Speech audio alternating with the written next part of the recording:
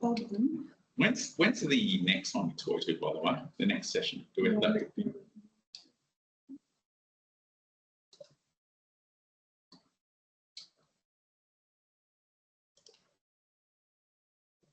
Okay, so I think we might start then. It's right on the dot. Yeah, perfect.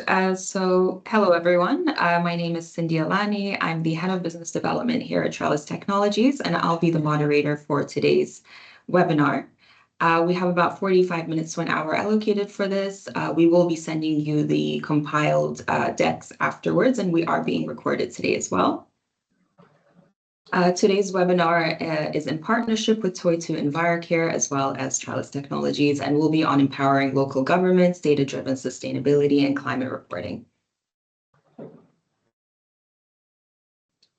Okay, so the webinar overview and the format is first we will have a presentation from Toitū covering international reporting standards as well as local reporting standards and climate change impacts. Will be followed by a presentation by Trellis, which will be on digital transformation, and then a case study from East Gippsland Shire Council to give us an experience from a customer perspective. We will then have a Q&A session at the end. So if you have any questions, please put them in the Q&A function on the side, and we'll try to get to them at the end. We also have a few questions that we received pre-registration, so we'll go through those as well. Just a brief introduction to our speakers today. They will give you more information about their relevant organizations, but we have Natalie Ward on behalf of Toitū. She's the sales manager there. And then we have Matthew Shorn, who's the co-founder and executive director at Trellis Technologies. And then we have Jamie Lynch, who is the sustainability officer director at East Gippsland Shire Council.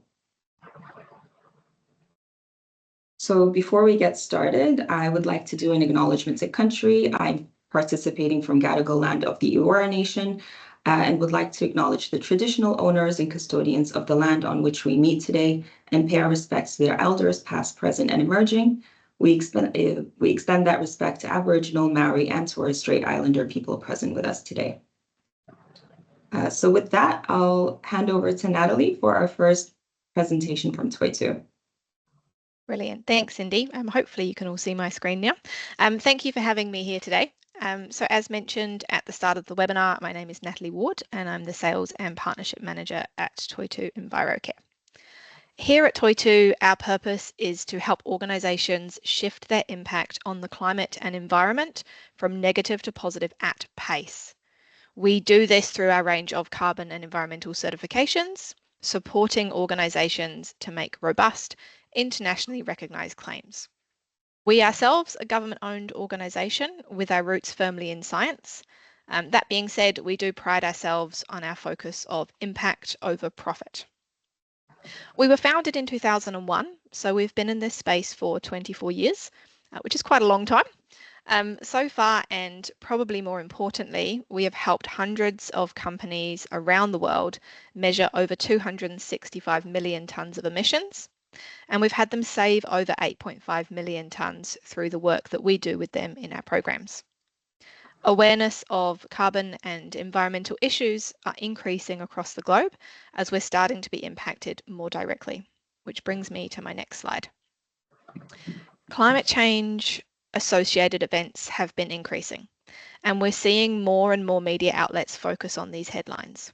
Even recently, we've had the impacts of climate change with what's happened in Brisbane earlier this year, what we saw in Victoria with the fires last year, and even the year before with Cyclone Gabrielle and the flooding in Hawke's Bay in New Zealand. This is not only hitting headlines, it's impacting people's lives, and the social perceptions of our younger generation is that there needs to be more done and that we're not doing enough at pace. It's not all doom and gloom, don't panic. We are starting to see positive innovation across the globe as well. So we hear a lot about the negative tipping points and how we are approaching or reaching points of no return when it comes to climate and other impacts like species extinction. What we hear less about is the positive tipping points that drive us in the right direction. Here at Toitū, we often discuss the difficulty of decoupling growth from emissions. And it's nice to see countries like Sweden, France, and Germany are managing to do just that. Green investment is also growing quickly, with investment in transitioning to green power matching the amount spent on producing oil and gas for the first time in 2022. The uptake of EVs and alternative fuel vehicles has been exponential, both in terms of the number of sales and the percentage of the market. These types of changes have allowed decoupling of GDP and emissions in some countries, showing that it is possible to grow an economy while reducing emissions. Flipping the switch a little bit here and focusing on what the general public are thinking and feeling. This graph is from the Kantar Better Futures report, which is a survey done here in New Zealand on a wide range of topics, everything from the cost of living crisis to climate change and environmental concerns. This particular slide looks at society's concern on the impact of climate change. And you can see here, it's been steadily increasing over the last decade. Ignore the wee dip there in 2020 when we were probably concerned with something else, slightly more pressing at the time. But as you can see, the impact of climate change is definitely front of mind for a lot of people here in New Zealand. But taking this across the ditch to Australia, the Australian Institute released a report last year called Climate of the Nation, with some pretty eye-opening statistics on how Australians are feeling about climate change and energy. So 50% of Australians think the government are not doing enough to prepare and adapt for climate change impacts. This has increased from 47% in 2023. 60% are not sure or aware of actions that the federal government are taking to reduce these impacts. And interestingly, 74% of 18 to 24-year-olds believe that continued inaction will hurt Australia's international reputation. So again, a high priority issue here for the younger generation. And finally, 75% of people agree that climate policy should be based on best practice science. We're obviously seeing a lot in the policy space, so let's take a look at what's happening globally. In the UK, the carbon reduction commitment was introduced in 2010 and required organisations to report emissions annually as well as submitting their energy use. This achieved 15% reductions between 2010 and 2014. While the carbon reduction commitment was an important step in the UK's efforts to reduce emissions, it was eventually phased out as part of the government's broader climate strategy, which now focuses on simpler and more effective carbon pricing mechanisms. Sweden's climate policy framework is a comprehensive set of policies aimed at reducing greenhouse gas emissions, enhancing climate resilience, and promoting sustainability. The framework is aligned with Sweden's commitments to the Paris Agreement and its goal of achieving net zero emissions by 2045. It does include sector-specific reduction targets and sets clear targets to guide the country's climate efforts over the incoming decades. The Federal Sustainable Development Strategy supports Canada on working towards achieving its long-term sustainability goals, including net zero emissions by 2050 and encouraging sustainable procurement targets in place by 2025. They have set ambitious environmental targets aimed at fostering sustainable development, reducing greenhouse gas emissions, protecting biodiversity, and advancing clean energy. The strategy not only focuses on environmental protection, but also emphasises sustainable economic growth, social equity, and climate resilience. These large players are setting targets and implementing initiatives, all in the effort to maximise their impact. You'll notice all of these initiatives have science-aligned reduction targets and have linked these to their commitment to the Paris Agreement. Another key factor is these initiatives do not have a single focus. In fact, they all look at multiple elements that will have a wider reduction and overall sustainability impact. This is really setting the global expectation that will lead the way for others, like New Zealand and Australia, to take action. So let's take a look at some legislation closer to home. Here in New Zealand, we have the Carbon Neutral Government Programme, or CNGP. This initiative is vital for New Zealand's public sector to play a leading role in addressing climate change. It reflects our dedication to sustainability and sets a strong example for the private sector and society to follow. CNGP was launched in 2020 with the first reporting year of 2023, and it encourages organisations to report, reduce and offset their carbon footprint. It is aligned with the New Zealand Zero Carbon Act and is our commitment to the Paris Agreement. Here at Toitū, we work with 83% of CNGP entities, and most of those are using our audit services to disclose their footprint each year. In Australia, there's currently no single piece of legislation which solely covers the public sector's carbon footprint disclosure. However, there is the National Greenhouse and Energy Reporting Scheme. While it does target mostly private entities, it does require some public sector organisations to disclose. The main focus is reporting emissions and energy production and consumption. This year also kicks off the Australian Sustainability Reporting Standards. And similarly, while there's no obligation for the public sector to report, it's understood that some agencies may choose to adopt this process. And I believe Matt's going to chat about that a little bit more later on. There's also some state-specific legislation as well, including the Climate Change Act 2017 for Victoria and the New South Wales Climate Change Policy Framework. So, although it may seem that there's a delay and limitations within global and local policy, statistics show us that there is still a demand and expectation for action from society. Our key message here is don't wait to be told what to do, get ahead of it now. So why does all of this matter? While we may still have a public sector regardless, but your homes, your communities, and even your country may not be the same, so the time to act is now. Climate change is also very expensive. From the year 2000 to 2023, the reported economic losses from natural disasters attributed to climate change were $700 billion in the US. The estimated productivity losses from climate change were almost 6 times greater over the same period, $4 trillion. Moreover, all sectors of the economy were negatively affected by climate change between 1963 and 2016, and they will be further impacted as the global average temperature continues to rise. The general public expect the government to lead by example, and as shown with the global legislations earlier, business and society will follow. If you incorporate climate and environmental responsible actions and processes in your organisation, this measurement will support policy implementation.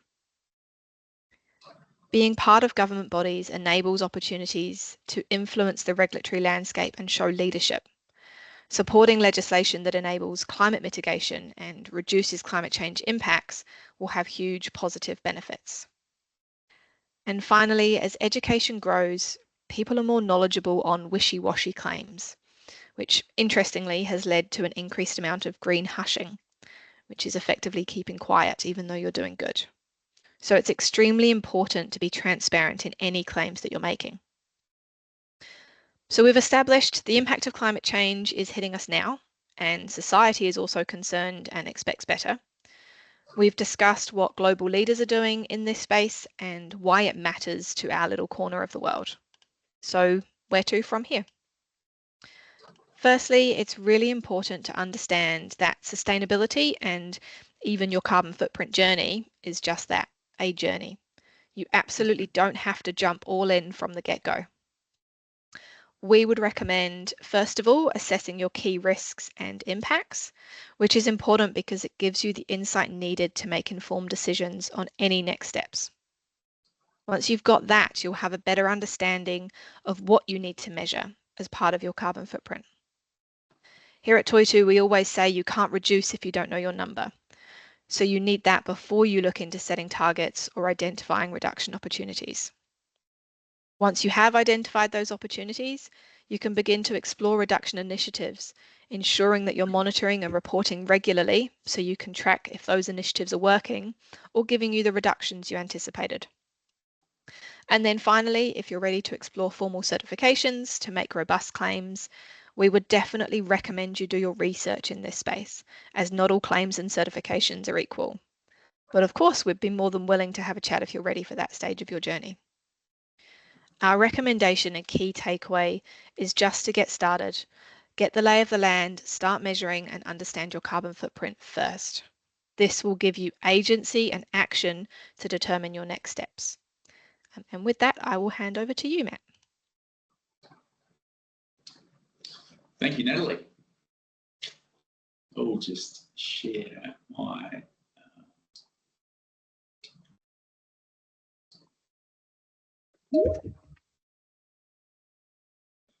okay, excellent. Hoping everyone can see that okay.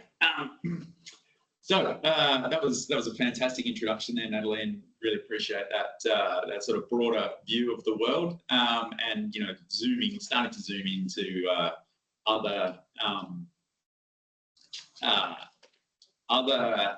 jurisdictions. Obviously, a lot of relevance here in Australia to what's been said, and certainly in the New Zealand landscape as well. Now, I'm being told that I'm showing my slide deck, so I might just reset that. Sorry.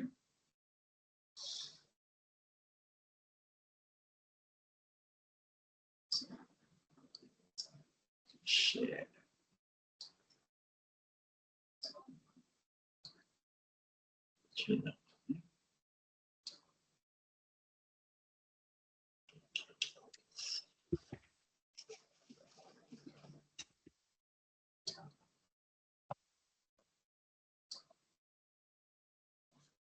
Is that still, are you seeing projector mode there? Still not? Yeah, we can see it. You can see it? So you're seeing projector mode?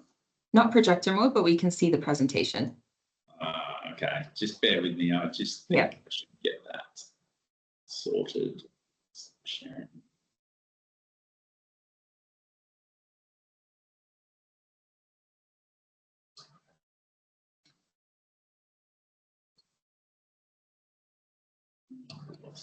Sure.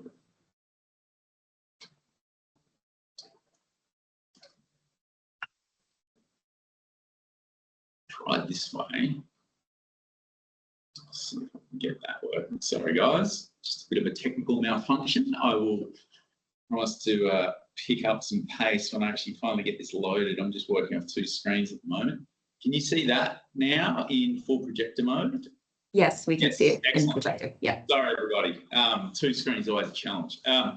Okay, moving on. So yes, back to Natalie. Thank you for that broad overview. My objective here will be to really start to hone into some of the practical, I suppose, responses to hearing a lot of what we've heard so far. We've had a lot of experience in that sort of digital transformation and really applying technology to really speed up and you know, make visible a lot of the information that Natalie's outlined, and I'm sure a lot of participants today are grappling with. So I'll work through this agenda. So broadly, it's really looking at some of the challenges, some of the opportunities, some of the key characteristics and benefits of the digital transformation. You know, hopefully we can look at some sort of hints and tips in introducing a new piece of tech into your organisation. And then some of the key considerations in the market and you know, in moving forward. Before we hand over to Jamie, which I'm sure you're all you know, really keen to hear about the practical application from a you know, a really forward-thinking council here in Australia. So Matt, co-founder and director of Trellis. I came from an audit background, so I was an auditor with the Clean Energy Regulator, or registered with the Clean Energy Regulator here in Australia from around 2007 with the introduction of the National Greenhouse Energy Reporting Act that Natalie touched on. So I had a lot of experience in assurance and reviewing lots of different data sets for lots of different organisations, which really led to that you know, launch of the Trellis Technologies platform in 2018. So we developed a very intimate understanding of the challenge for organisations in managing large volumes of data, which Trellis sets out to solve. In terms of our team, we're a you know, mixed, you know, coming at this from different backgrounds and experience. We have everyone from PhDs in generative AI to PhDs in data science, through to more domain experts in the emissions accounting space, registered consultants under Climate Active, and broadly a lot of passionate individuals that are really, you know, committed to solving this data challenge and speeding up the sustainability journey of our customers. we're up to around 28,000 unique facilities tracked through the Trellis platform. So we've had a lot of experience in bringing mixed format data in, making sense of it, validating it, interpreting it at scale. We have over 80 government customers in Australia and in New Zealand. We certainly have a lot of other clients more in the private sector, in the university sector, and not-for-profit as well. So we deal with around 1,200 different supplier data connectors, and really the magic in Trellis, I should say, is really around that adaptation with supplier data type agnostic. We can pick up that mixed format data and make sense of it very quickly and very accurately. So where we've been in this space, anyone that's operated in the ESG or emissions accounting space for any length of time will know that there's a whole range of different standards and protocols out there that exist. And whilst many of our job descriptions have been around, meeting those objectives, the job has actually entailed, a highly effective use of Excel and communicating typically through teams. And we know that as the space evolves and maturity, is certainly coming into it, where people are looking for more assured disclosures, around their emissions performance and other things. We know that, we need to start to move on from those decentralized spreadsheet-based calculations into more of a formal digital centralized approach.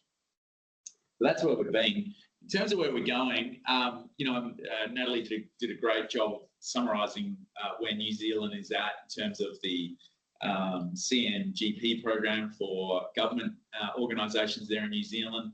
The one, that sort of really stands out to us is the External Reporting Board's Climate Reporting Disclosure Standard, which came into effect in 2023. We know that one impacts around 200 financial-based organisations in New Zealand. In Australia, the ASSB S2 standard has application to around 6,000 organisations, but very similar in terms of what it sets out to do. And as Natalie mentioned, point well made, there is a broad application to this. So it's not just about measuring reporting necessarily, it is about risk management. It's about understanding those financial risks and opportunities, those climate risks and opportunities, setting metrics and targets, having a strong governance program, and being able to show progress towards those targets that have been set. So we are seeing a very broad, focus in terms of some of these standards, which is great. I'll talk a little bit more about them as we go, but I'm sure for many of you are aware of the CRD program there in New Zealand and the ISSB S2 in Australia.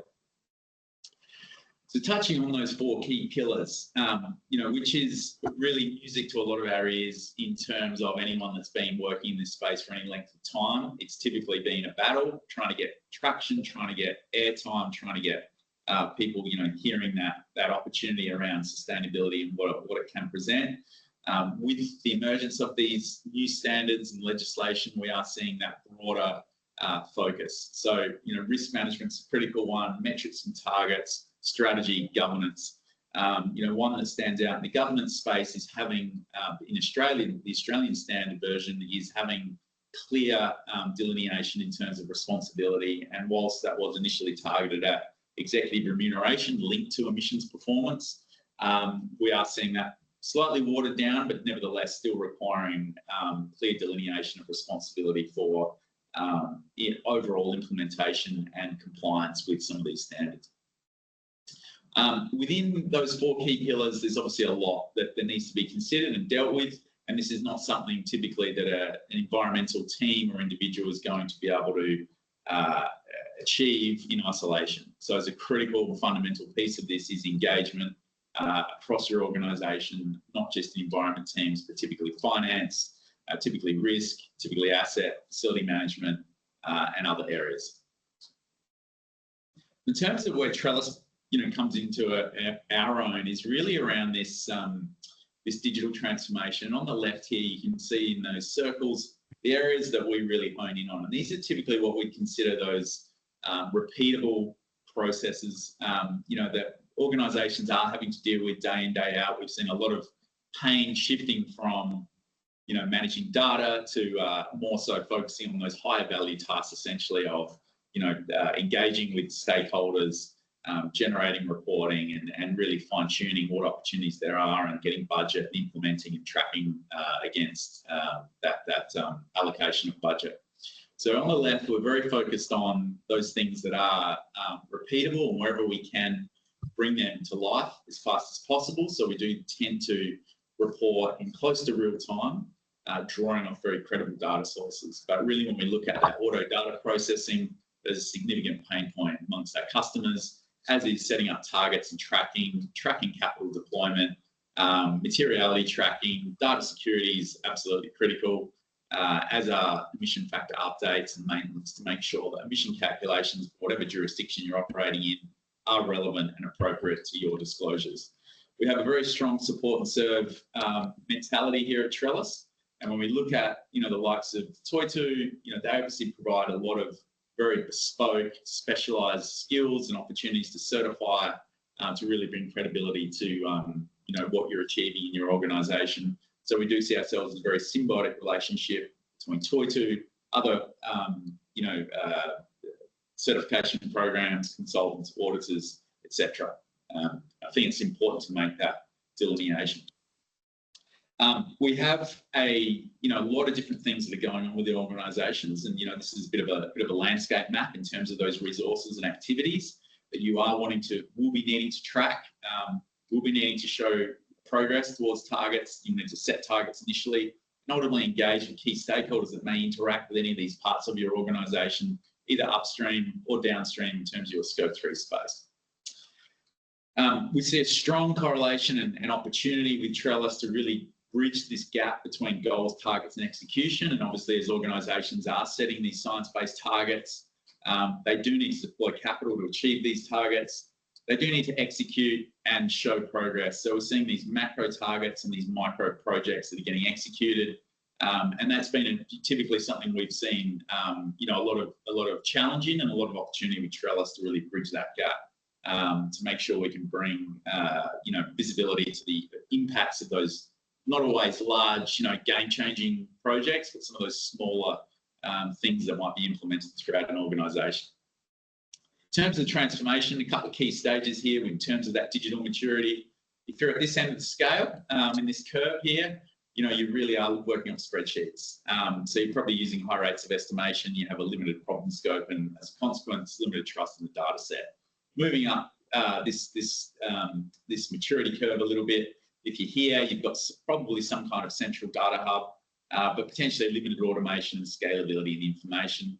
And if you're here, this is where we like to get our clients with Trellis. You're looking at high automation, scalability, interaction, trust in the data set, and high levels of security and access.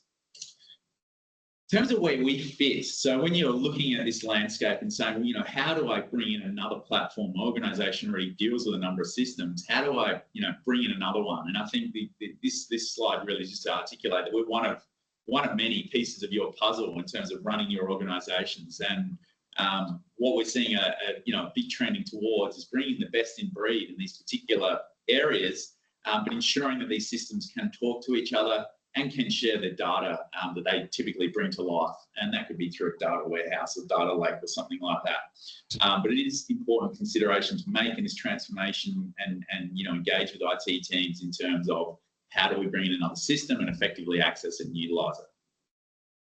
In terms of a Trellis sort of deep dive here, in terms of some of the things that we can do, and I'm not going to do a live demo, but I just really wanted to, and that is certainly available for anyone that's interested in it after this session. We can set up a time very easily and show you through the platform. But just to highlight some of the critical aspects, a drag and drop of your general ledger export is something that we've developed and released recently. This can pull in a general ledger export from your finance system that could be tens of thousands of lines long. It can process and allocate it to emission factors in about 8 minutes. So it's a very fast way of that automatic allocation, looking at your spend categories, descriptions, and aligning it to emission factors. And certainly from that spend-based accounting method is very effective. We know obviously there's challenges with spend-based, but the only way to reduce your Scope 3 when you're looking at spend is through reducing your spend. And that is an ideal, and we are obviously seeing a shift towards more activity-based accounting, which we're at the forefront of. Targets, reductions, very critical, forecasting, We have some great modules around that, and the ability to set up new actions and track the impact of those actions, both financially and environmentally in terms of emissions.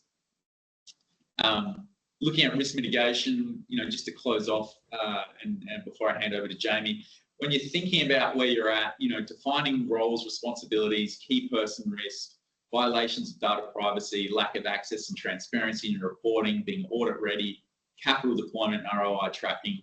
On the left there, all those critical risks to organisations in not getting right, and we have a lot of mitigation, impact on that, and there's some on the right there that you can read through and have a look at.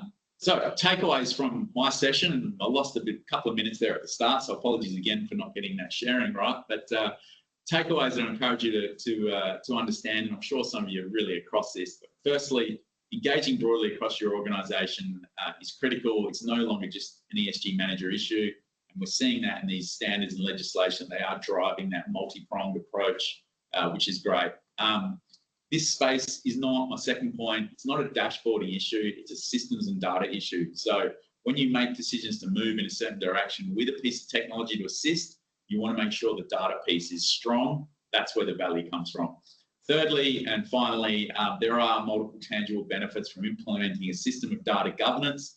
Scope 1, 2, and 3 are obviously a byproduct of a lot of activity that goes on in your organisation. There's a lot of value in the data around that can drive outcomes financially and environmentally. So really important you get that bit right. And on that, I will say thank you for listening. I look forward to any questions, and I will now hand over to Jamie. Thanks for that, Matt. Right, let's see if I can get the screen coming up. Hopefully, I have better luck than I did. There we go. Has that come up well? Yep. Yep. All right, very good. All right, thank you. So I'm going to go through our journey at East Gippsland Shire Council around how we're managing our emissions and what we're looking to progress with those as well. We've worked with Trellis on our emissions management for the past year and a half, so it's exciting to share our journey today. So just to look at our profile as East Gippsland, we're the easternmost local government area in Victoria. Population is just under 50,000 people and has a land area of over 20,000 square kilometres, which equates to about 10% of Victoria. Around 75% of the area is public land, so state forests and national parks. The Gunai, Kurnai, Monaro and Bidwell people are the traditional custodians of the land. This is a visual representation we use to provide an overview of our team and how our role fits within council. So we operate as a 3-person team, and we drive climate change policy and projects across council, where we see ourselves as the stewards of the environmental sustainability strategy and oversee delivery. But we also mainly operate within the climate mitigation and adaptation spaces. So in terms of climate change, East Gippsland's quite familiar with the impacts of climate change, with our most devastating event recently being the Black Summer bushfires of 2019-20. Leading up to the fires, we experienced a drought between 2017 to 2019, where we had 3 consecutive years of below average rainfall, resulting in the driest 3-year period for the region on record. This was the catalyst for the size of the bushfires, as 56% of the Shire was burnt, which equates to over 1 million hectares, and 346 homes were destroyed. And as you see from this map, the red area is what was actually burnt during the period. So what does this mean for sustainability? Climate change is becoming increasingly tangible for our community. Unfortunately, as a region, we're never far from an emergency, and it's not just fires we have to contend with. For example, in December 2023, we experienced flash flooding, which tragically took the lives of 2 people. The emergency events have been a catalyst for change. There's a perception that it's changed the way our region thinks about emergency events and climate change, and the broader impacts that come with them. So these events have emphasised the importance of the work we do in sustainability at council. Following these emergencies, we've noticed our community becoming more environmentally conscious. During our community engagement for the council plan in 2021, natural environment and climate change emerged as key themes. This led to increased engagement with our environmental sustainability strategy. The bushfire provided a watershed moment in developing our strategy, and as a result, we were able to gain greater traction and engagement from our community, stakeholders, and within the council chamber. Our community became more invested in shaping the direction of the strategy, understanding the urgent need for climate action. And this engagement was crucial for the development of our 10-year strategy and the accompanying 4-year action plan. And this led to what we've developed recently is our greenhouse gas emissions reduction action plan, which was initiated from a goal of our strategy to achieve net zero by 2032. This is the first step in developing the plan was to collate our emissions inventory and establish a baseline for each emission source. We've been tracking our emissions for scope 1 and 2 annually for some time, so a lot of the data was already there. However, with the net zero target now in place, we expanded to include landfill gas emissions and have also increased our tracking of scope 3 data sources as shown in the table here. Our data inventory is extracted straight from Trellis, where all emission sources are now reported. Data provided the foundation for creating our action plan, which describes each emission source and steps needed to reduce them as much as possible by 2032. Having a centralised data system allows us to generate our reports as needed, but also prepares us for any future mandatory emissions reporting that may come in the future. Although local governments are not currently required to report against the Australian Sustainability Reporting Standards, East Gippsland will look at opportunities to align our reporting framework with the standards, as there's potentially a future requirement to report against something similar. It aligns with global standards and improves our reporting and data management as well. As I touched on before with scope 3 emissions, while our target for net zero focuses on scope 1 and 2, the plan also includes strategies for addressing scope 3, which are a key part of our long-term reduction efforts. Through Trellis, we've been able to develop a comprehensive scope 3 inventory that is continually growing. By developing a broad list of sources, we can start to identify key areas where we can hold some influence on reducing our indirect emissions.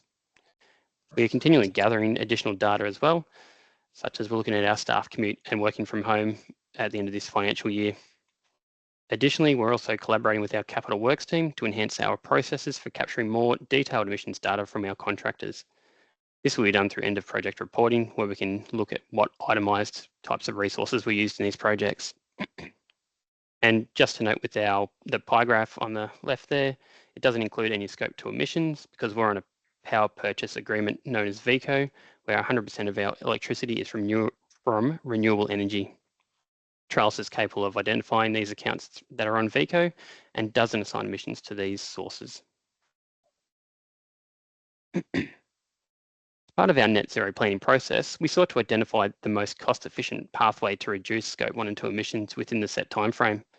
This planning needed to enable us to budget appropriately while also focusing on future return of investment. To achieve this, we engaged an external consultant to assist with creating a financial modelling tool which emulates the actions from our emissions reduction plan and offers valuable insight into financial and carbon implications of implementing the actions. This tool is an Excel spreadsheet with formulas that generates a forecast for the cost of utilities and associated savings for delivering the actions. While the Excel spreadsheet is not visually enticing, it does show how we're going to lay out, we've got our layout of facility data and the actions associated, which creates a basis for that future forecasting. The circular graphic on the left is from our emissions reduction plan that illustrates how the financial analysis aligns with the overall emissions reduction cycle and underpins the whole planning process.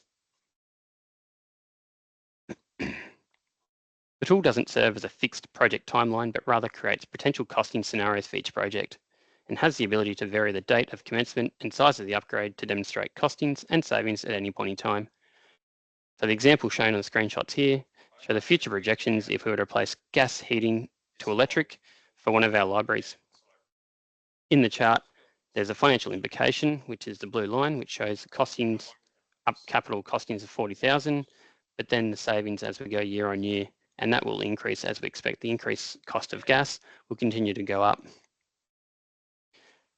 And then in the table above, we can it demonstrates the savings and what we can expect from a net present value, internal rate of return, and simple payback, which we use to prioritise delivery.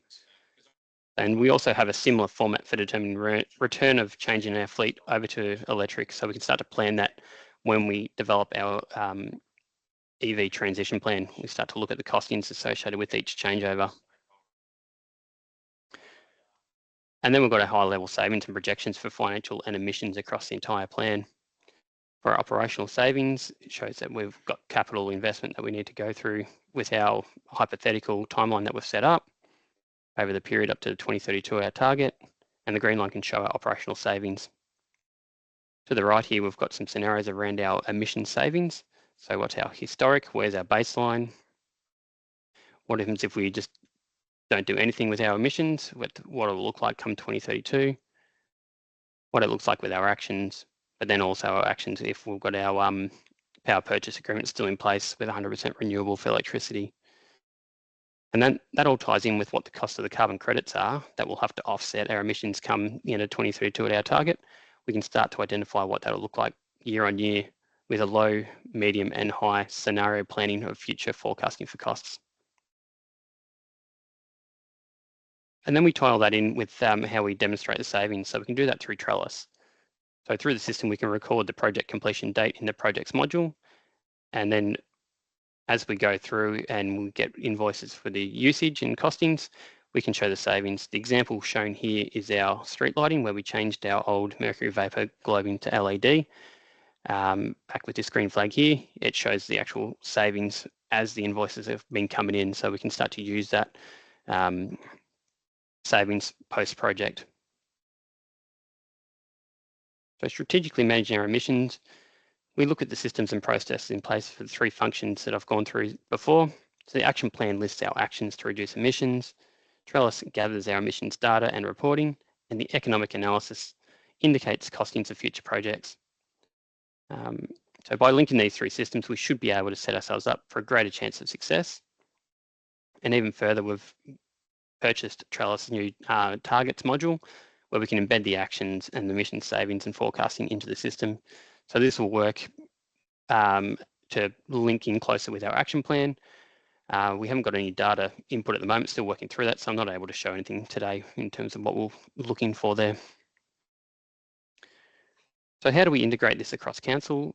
My role within the sustainability team is to work across council and work with the service areas as an internal liaison, so we can embed our emissions reduction planning. We sought to bring people along the journey early, because that's always an important factor. With our emissions reduction planning, we avoided potential resistance through early discussions on what we were building and the impact on service areas, which helped us understand what was achievable and the barriers to this change as well. We're also working with teams so that they can access the data and use systems to manage their usage for their assets. This is still a work in progress, but that decentralisation will hopefully create that more ownership around their usage and the savings available to them. So what are the challenges faced? The investment required to make the transition is substantial. The financial analysis tool helps us estimate the capital cost of projects and their anticipated savings, although we still need to plan and have detailed planning around the phasing of projects and spread the financial burden over the years. Internal cultural change. So we're working on embedding a mindset of considering zero or low emissions options in service delivery and project design or upgrades of assets. So previously our team were often involved too late in the capital project to influence any key decisions. So we're looking to enhance our ability to impact decision making by implementing a few changes, such as looking at developing an ESD policy, participating in pre-project planning meetings to get early insights into upcoming projects, and collaborating with the corporate strategy team to strategically embed emissions considerations into that high-level planning. Landfill gas is another challenge we face, as over 80% of our Scope 1 and 2 emissions come from the landfill. We manage 4 reportable landfills, with 2 of which are still receiving waste, but all 4 are emitting reportable gas. The difficulty here is that there's no immediate solution to achieve net zero emissions, but we're taking a long-term approach to reducing the emissions as much as we can. The waste team has scoped a project plan to reduce gas generation through initiatives such as gas flaring, constructing a FOGO facility, and reducing incoming commercial organic waste. And we're looking to manage our Scope 3 emissions from external contractors, but it is a key challenge that we're facing, but we've started to develop a few processes around it. To begin with, we've gathered fuel usage data from our curbside waste collection contractor, and that's been uploaded into Trellis. And when it does, it gets identified as it's a contractor directly into Scope 3, so that can fit with our fuel usage emissions and sits separately as a contract if we want to break that down. Our next step is to collect data from our larger contractors focusing potentially on larger businesses, where we'll leverage our procurement policy sustainability component in the tender application process. And this will help us build our emissions profile for end of project reporting with items potentially concrete, fuel and asphalt. And recently we started some initial discussions with some current and potential contractors through a workshop presentation. We wanted to start that conversation to set the expectation around what we're looking for before we start to engage with these businesses.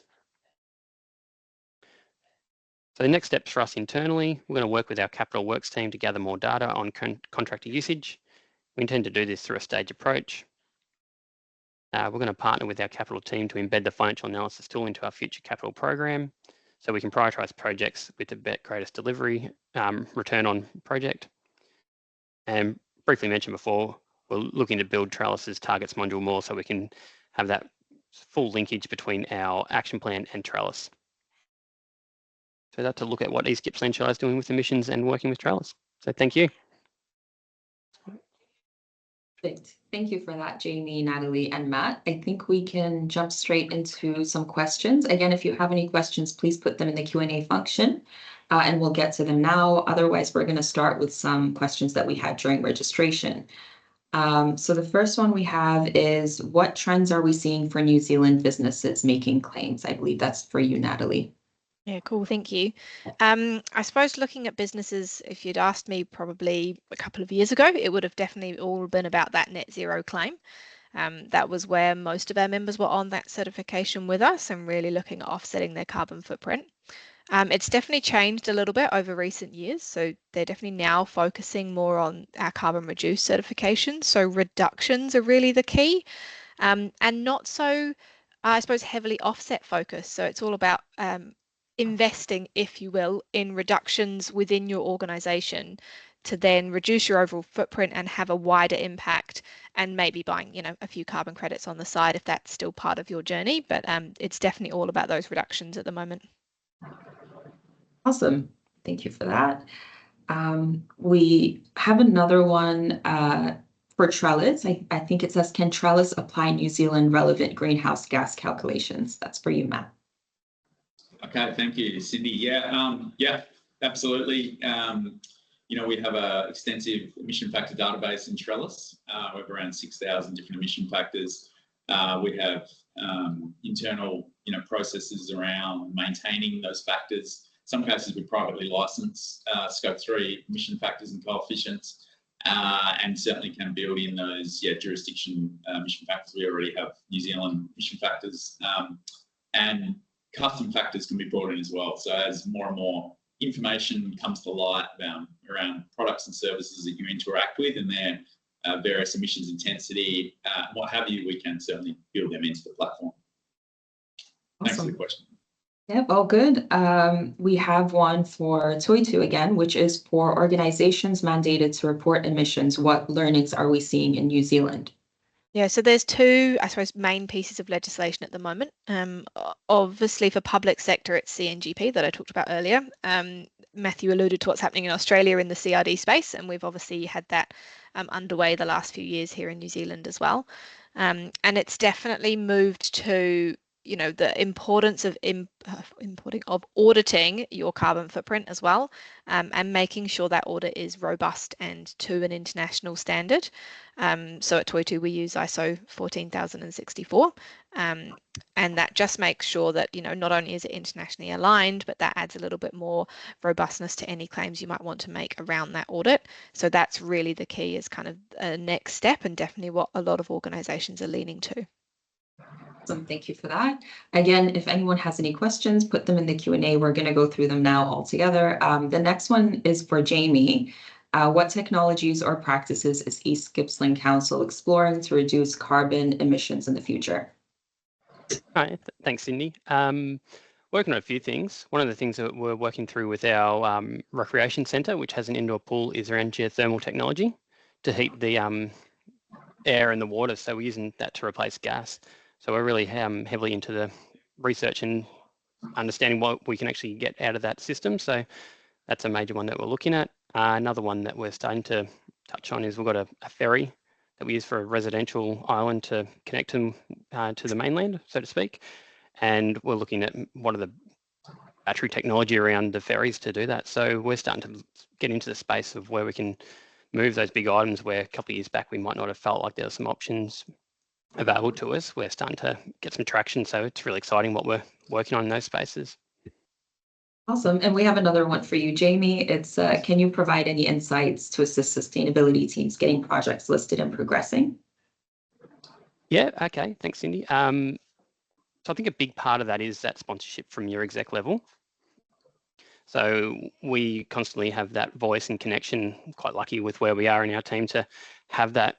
We're not the ones trying to drive the projects through the project team. We've got the executive manager and CEO pushing these down from the top. So it's getting embedded within our strategy, which was a highly important strategy for the organisation.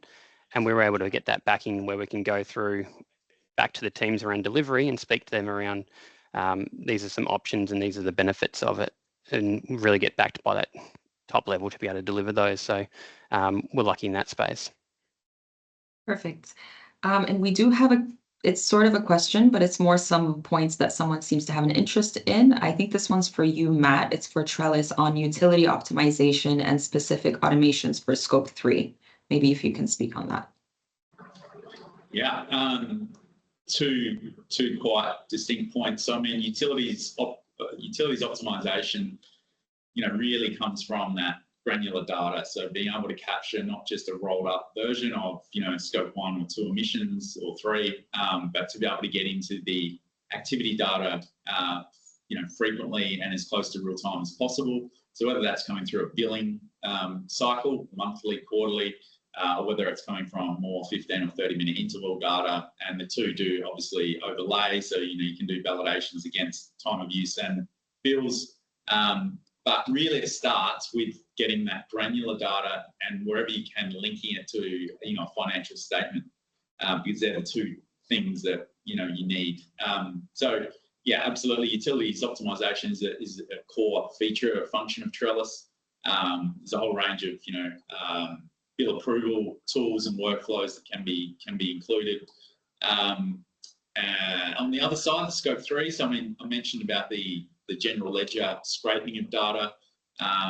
That's one way of doing it. It's bringing those cost-based coefficients. We know that we need to shift into more activity-focused accounting for scope 3.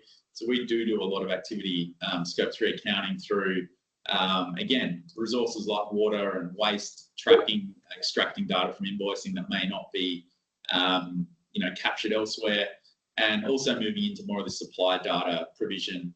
So tracking throughput against emission factors as opposed to, blanket spend dollars. So quite a bit going on in that scope 3 space for obvious reasons, and a lot of evolution in the tech space around how we manage that. But whoever asked that would love to share in a bit more detail at another time. Perfect. And we have another one for you, Matthew. It's, would your product be able to connect with third-party LCA database? My company do provide one in the digital sector. Look, integrations are a critical leg of our stool. We need to be able to capture data and bring it in, automatically, essentially. So, look, we could absolutely look at that. We have a, publicly accessible API. So if the system has that, we could connect, yes. Awesome. Thank you all for that. I think that's the questions that we have for today. So we'll wrap up here. Thank you again all for joining us. We really appreciate you taking the time to be here. If you have any further questions or want to learn more about Trellis or Toitū, feel free to reach out to us directly. Otherwise, we'll wrap up here. So thanks again. Take care. Thank you. Bye.